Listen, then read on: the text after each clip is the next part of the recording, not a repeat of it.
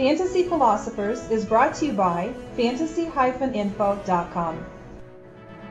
The Denver Broncos had a horrible season on defense in 2008 as they were decimated by injury, and this really hurt them as they probably should have won that division that year. Instead, they didn't, and Coach Shanahan got fired. That last offseason, they bring in Coach McDaniels, obviously. They bring in Mike Nolan, former head coach of the San Francisco 49ers and the old defensive coordinator of the Ravens. And Mike really helped this defense turn things around. They obviously did a good job in getting Brian Dawkins from the Eagles.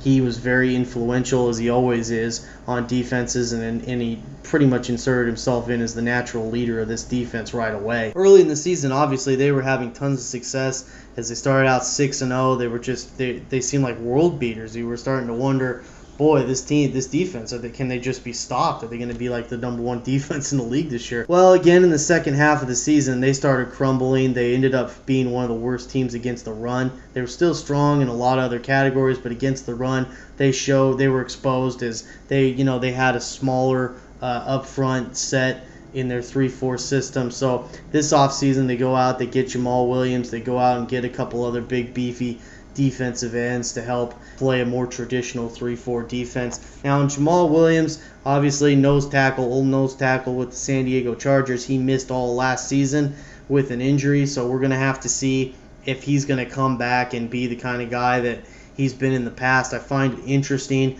that the San Diego Chargers would let him go the way that they did, and that the Denver Broncos, an inter-division team, they're going to be able to pick him up and play him. So I'm skeptical if Williams can actually stay healthy or not. He's going to be, again, the key, because if you don't have a good nose tackle in a 3-4, you're going to be hurt, and you're definitely going to be gashed in the running game in most of the time, unless you do one heck of a job with your personnel and the Chargers for a moment. They did do a decent job with that, amazingly, with their undersized tackles, and they got it done.